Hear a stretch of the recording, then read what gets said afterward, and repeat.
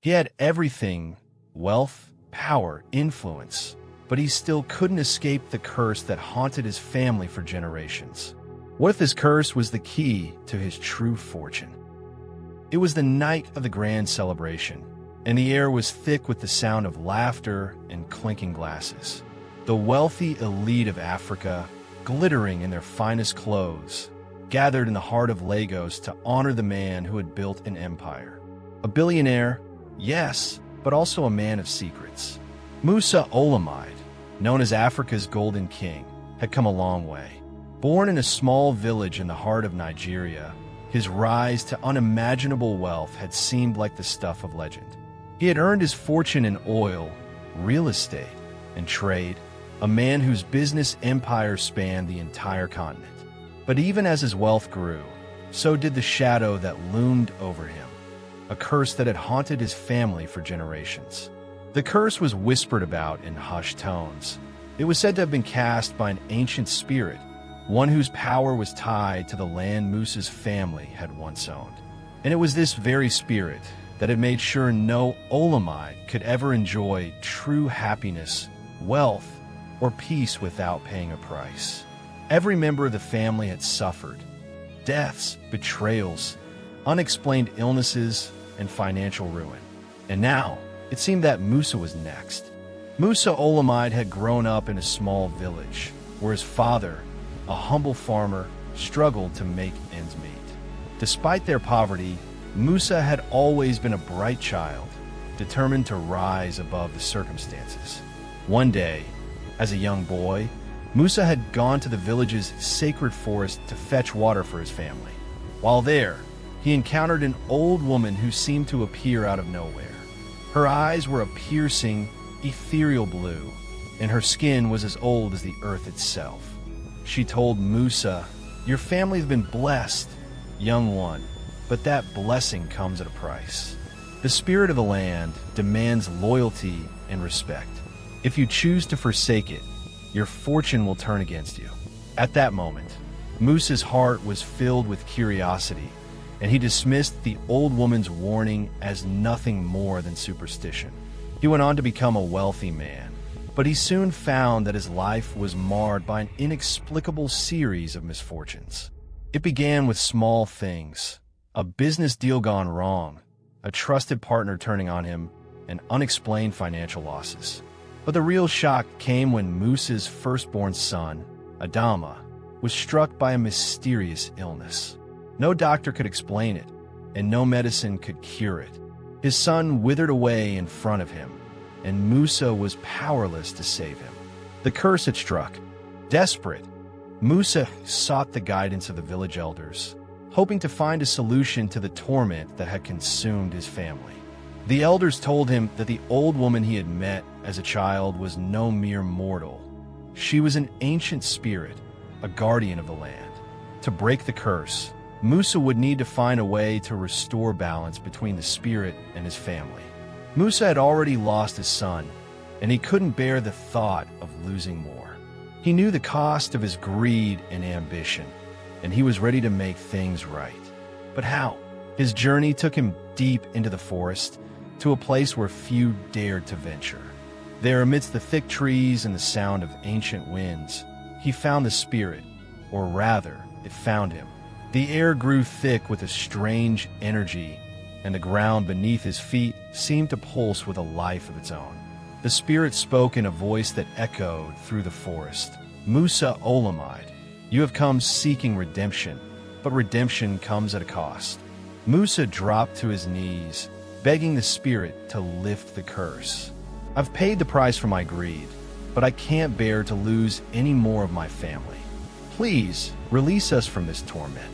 The spirit considered him for a long time, its glowing form shifting in and out of existence. Finally, it spoke. "The price you paid has been enough, but the true test lies in what you will give up now. To undo the curse, you must sacrifice the thing you value most." Musa's heart raced. What could he possibly give up? His wealth? His empire? His power? He answered with a trembling voice, "I will give up my fortune. I will relinquish everything I've built." The spirit was silent for a long time, and Musa's thoughts raced. Was this the only way to break the curse? To give up everything he had worked for? Finally, the spirit spoke again. "Very well, your fortune will be taken from you, and the curse shall be lifted. But know this, it is not the loss of wealth that will free you. It is the lesson you must learn from it." Musa's life changed drastically after that fateful encounter. In an instant, his empire crumbled. The stocks in his companies plummeted. His real estate holdings were seized. The luxury cars and mansions were taken away from him. His name, once known in the halls of power, became a whispered joke. At first, Musa was consumed by anger. How could the spirit do this to him? How could he give up everything, only to lose it all in a matter of days? But as time passed, something remarkable happened.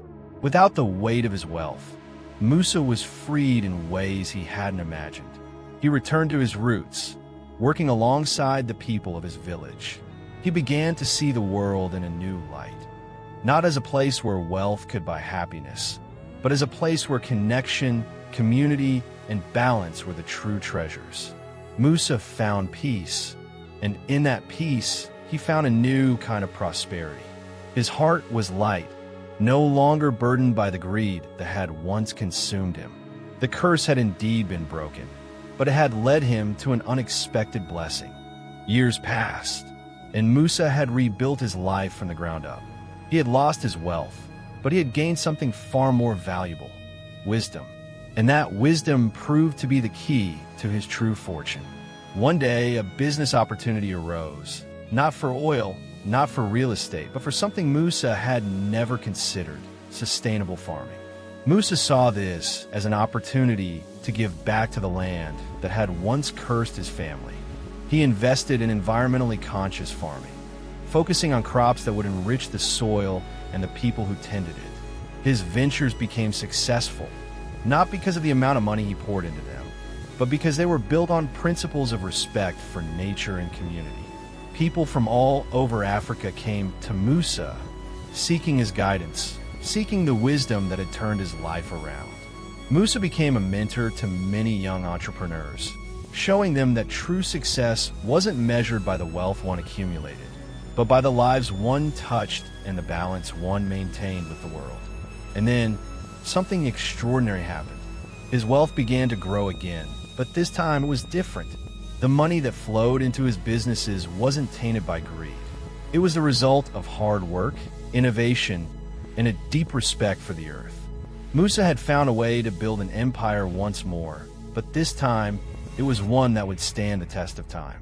His story became one of legend, not because he had become a billionaire again, but because he had learned that the greatest wealth lay in the lessons we learn when we lose everything.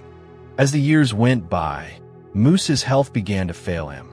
His hair turned silver, and his once strong frame began to weaken. But Musa was content. He had found peace, and he had restored his family's name.